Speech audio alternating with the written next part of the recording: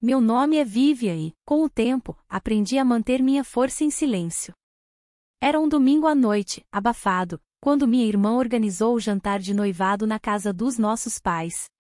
Todo mundo estava lá, tios, primos, vizinhos de infância que ainda agiam como se tivessem um lugar na primeira fila da minha vida. A mesa estava apinhada, risadas ecoando pelas paredes, vinho correndo solto. Mas eu sempre sentia o peso dos olhares deles em mim, como se eu não me encaixasse. Você ainda dirige aquele carrinho cinza? Alguém perguntou, autossuficiente para alguns rirem. Minha irmã me lançou um olhar de falsa preocupação. Ah, a Vivian é prática. Sempre foi boa em fazer as coisas durarem. O noivo dela riu educadamente. Ele não percebeu o subtexto, mas eu sim. Todos perceberam. Eu apenas sorri e dei um gole na minha água. Não devia satisfações a ninguém. Então, quando os pratos estavam sendo recolhidos, o noivo dela se inclinou sobre a mesa, tão casual quanto podia ser, e perguntou: Ei, Vivian, isso é aleatório, mas você tem algo a ver com o jato que vi no fim de semana passado? Dizia algo como Yang Capital nele. O silêncio caiu. Garfos pararam no ar, e eu simplesmente disse, com um sorriso discreto: Sim, sou eu. Era sempre assim, por anos. Cada reunião de família era igual. As perguntas alegres que não eram bem perguntas. Os comentários velados disfarçados de preocupação. Eles me viam como a ovelha negra. A filha que nunca se estabeleceu, que não morava no mesmo bairro, que nunca trazia um acompanhante, que nunca postava fotos de chás de bebê ou férias na praia no Facebook. No início, eu me esforçava mais.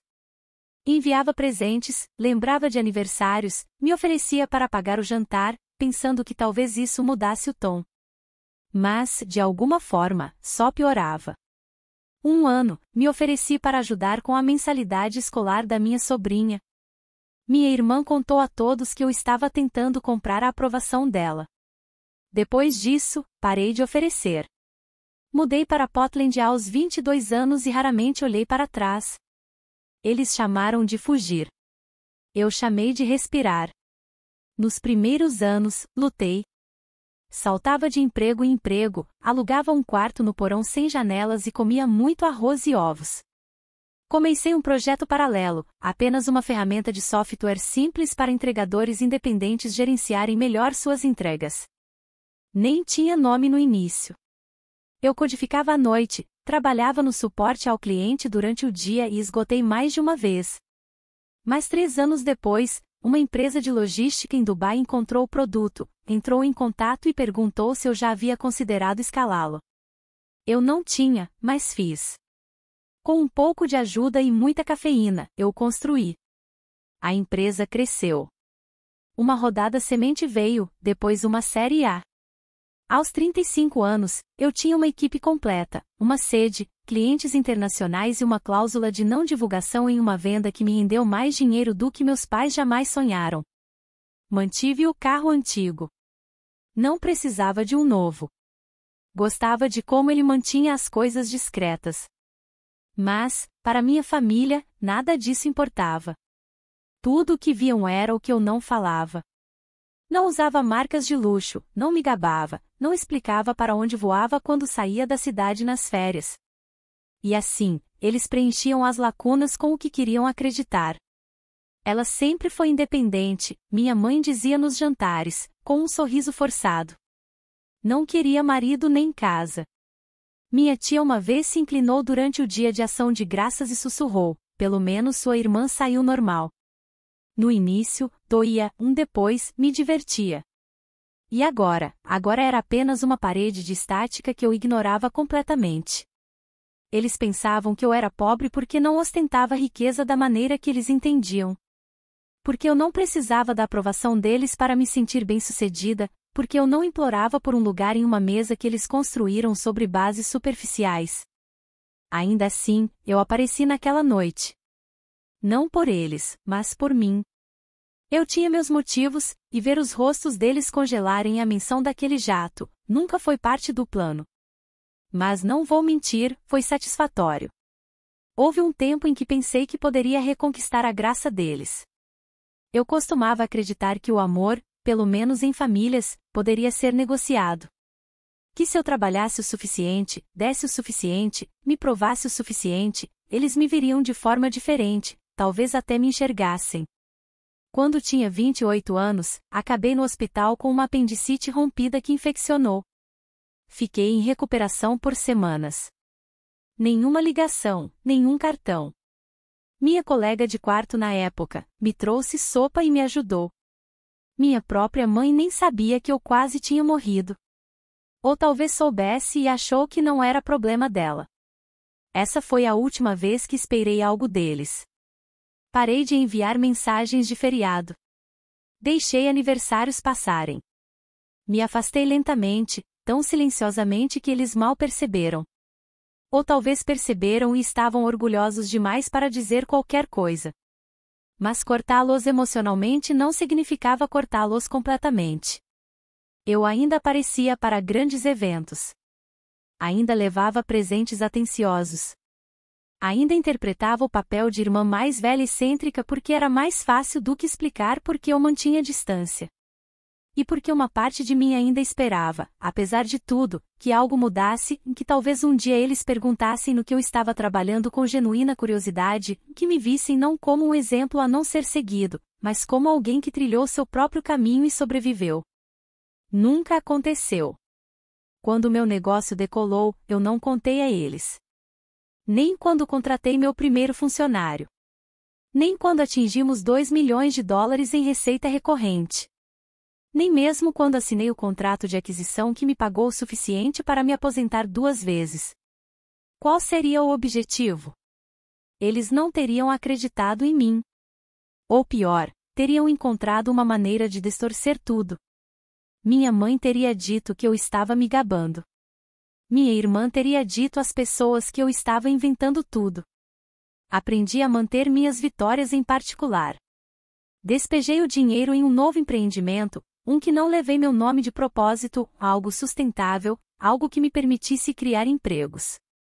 Mantive-me longe dos holofotes. Voei de econômica mesmo quando não precisava. Minha equipe sabia quem eu era. Meus parceiros me respeitavam. Isso era o suficiente. Mas não foi só o dinheiro que mudou. Fui eu. Não precisava mais convencer ninguém do meu valor. Não carregava a dor de não ser convidada para o círculo íntimo.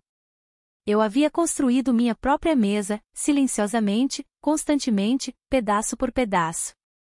Ainda assim, havia uma certa ironia no fato de que, depois de todos os anos que passei me encolhendo para evitar julgamento, a verdade estava prestes a cair no colo deles, na hora da sobremesa, entregue não por mim, mas pelo homem com quem minha irmã estava prestes a se casar. E eu sabia, apenas sabia, que ela odiaria isso, porque no mundo dela só havia espaço para uma história de sucesso. E ela já havia reivindicado esse título, completo com o anel de diamante, a lua de mel planejada, o conjunto de malas combinando que ela não parava de exibir no Instagram. Não vim naquela noite para atrapalhar nada, juro que não. Mas quando a vida te oferece um momento como esse, você não recua. Você segura seu copo firmemente, você sorri e você deixa a verdade pairar ali na mesa, brilhante e inegável. A noite havia sido planejada para ser perfeita. Luzes brancas de Natal cintilavam ao longo da cerca do quintal. A longa mesa de jantar estava vestida com linho azul marinho e talheres dourados. Chique, minha irmã havia dito com um sorriso que não chegava aos olhos. Um chefe particular foi contratado. Garçons de preto moviam-se como sombras entre os pratos, e jazz suave flutuava de alto-falantes escondidos. Era o momento dela, e ela o havia curado a cada minuto. Cheguei 20 minutos atrasada de propósito, não para causar uma cena, apenas o suficiente para evitar os sorrisos forçados e a conversa fiada obrigatória. Estacionei a um quarteirão de distância, caminhei o último trecho em saltos e entrei pelo portão lateral com toda a confiança de alguém acostumada a ser subestimada. Minha mãe me encontrou nas portas do pátio, a voz pegajosa e doce. Vivian, não tínhamos certeza se você viria, que era código para esperávamos que você não viesse. Minha irmã surgiu segundos depois, vestida como um ensaio fotográfico de noivado ambulante, seda cor de champanhe, um anel reluzente e aquele mesmo brilho familiar nos olhos quando me viu. Você parece confortável, ela disse, examinando meu vestido tubinho preto com um sorriso contido. Você sempre teve um gosto tão simples. Simples, prática, frugal. Cada palavra que ela usava para me descrever era um eufemismo para pequena. Eu apenas sorri. Bom te ver também. A mesa já estava cheia de bate-papo. Parabéns para minha sobrinha que havia conseguido um estágio em uma empresa de relações públicas. Elogios para o namorado do meu primo que havia sido promovido no banco principal da cidade. Eu acenei quando as pessoas olhavam para mim, mas ninguém perguntou o que eu andava fazendo. Ninguém nunca perguntava. Havia sido decidido há muito tempo que eu não fazia parte da narrativa de sucesso. Eu era a excêntrica, a loba solitária, a mulher que escolheu a liberdade porque, claramente, não conseguia um marido. Eu bebia minha água e os deixava falar por cima de mim. Às vezes, isso era mais fácil do que tentar nadar contra a corrente. Pelo terceiro prato, os comentários começaram a mudar. Tio Jeff se inclinou e riu, ainda dirigindo aquele carro velho. Juro que aquele carro tem mais quilômetros do que o cortador de grama do seu pai. Risadas. Não cruéis, apenas familiares. Confortáveis em sua condescendência. Alguém mais acrescentou, Vivian sempre adorou as promoções. Lembram daqueles presentes de Natal faça você mesmo? Quem faz sabão caseiro? Honestamente, minha irmã interveio com um suspiro performático. Ela se manteve tão pé no chão, sabe, nunca deixou a pressão do sucesso a atingir. Ela se virou para o noivo, ela nunca se importou muito com as aparências. Olhei para ela do outro lado da mesa, diretamente através daquele sorriso perfeito. Ela estava tentando impressioná-lo me rebaixando, e ele estava acompanhando o jogo, ou assim pensei. Então ele se virou para mim com uma curiosidade em seu olhar. Espera, Vivian Young. A testa dele franziu ligeiramente. Young Capital? Minha irmã piscou. O quê? Eu vi seu nome em um jato no fim de semana passado, ele continuou. Estávamos procurando locais para a lua de mel em Porto Sereno, e havia um Gulfstream G600 na pista. O concierge mencionou que o proprietário era de Portland. Achei que era uma coincidência. Você podia sentir o ar mudar. Garfos pairavam no ar. Taças de vinho congelaram no meio do gole. Olhei para cima lentamente, encontrei o olhar dele e disse com calma precisão, sou eu. Uma batida, depois outra. O queixo do meu primo caiu. Os olhos da minha mãe se estreitaram como se ela estivesse tentando recalcular tudo o que pensava saber. Minha irmã empalideceu, visivelmente pálida, e o noivo dela apenas piscou, os lábios entreabertos como se para dizer mais, mas sem conseguir encontrar as palavras. Ele finalmente conseguiu. Espera, você é quem fechou aquele acordo com a Cargas Atlânticas no ano passado? Aquela foi uma fusão enorme. Não respondi. Não precisei. A verdade já ecoava mais alto do que qualquer coisa que eu pudesse dizer. Minha irmã riu sem jeito. Ela está brincando, então, mais baixo, certo? Levantei-me lentamente, guardanapo dobrado e colocado cuidadosamente no prato. Na verdade, tenho um voo cedo. Preciso ir? Mas a sobremesa nem saiu ainda, minha mãe disse, rápido demais. Eu sei. Pude sentir todos os olhos em mim enquanto contornava a mesa, pessoas que passaram anos sem perguntar, sem ouvir, de repente desesperadas para me redefinir em um novo contexto. Mas eu não estava lá para ajudá-los a se atualizar. Ao chegar ao portão, ouvi alguém sussurrar, ela tem um jato. Ninguém me seguiu, e eu não olhei para trás. A caminhada até o meu carro pareceu mais longa do que o normal. Talvez fosse o silêncio ainda pairando atrás de mim como fumaça. Talvez fosse a súbita leveza em meu peito, como se eu tivesse acabado de deixar algo pesado para trás pela última vez. Entrei no banco do motorista, fechei a porta e sentei lá por um momento, com as mãos no volante, olhando para frente. As luzes da varanda ainda brilhavam atrás de mim. Dentro daquela casa, minha irmã provavelmente estava tentando criar uma nova narrativa, uma que explicasse tudo. Talvez eu tivesse ganhado na loteria. Talvez eu fosse uma parceira silenciosa. Talvez fosse tudo exagerado. Qualquer coisa que a permitisse continuar sendo a personagem principal da história da família. Mas desta vez, a história havia mudado, e não era ela quem segurava a caneta. A verdade é que eu não me importava se eles acreditavam ou não. Eu não estava mais buscando validação. Mas atingiu de forma diferente porque não tinha vindo de mim. Tinha vindo de alguém em quem eles queriam acreditar, alguém que eles respeitavam, alguém que eles ainda estavam tentando impressionar. Isso, de alguma forma, tornou-o real de uma maneira que eu nunca conseguiria. Pela primeira vez, eles tiveram que lidar com quem eu realmente era, não com quem eles haviam decidido que eu sempre seria. Eu não precisava do momento, não o havia planejado. Mas ele chegou como uma maré, firme e imparável. Dirigi para casa em silêncio, janelas abertas, o ar da noite fresco no meu rosto. Havia uma liberdade em não precisar se explicar, uma paz em não precisar mais encolher para caber em um cômodo que nunca foi construído para você em primeiro lugar. Mais tarde naquela noite, por volta da meia-noite, recebi uma mensagem. Era do noivo da minha irmã. Desculpe se foi estranho esta noite. Não quis te colocar em uma situação difícil.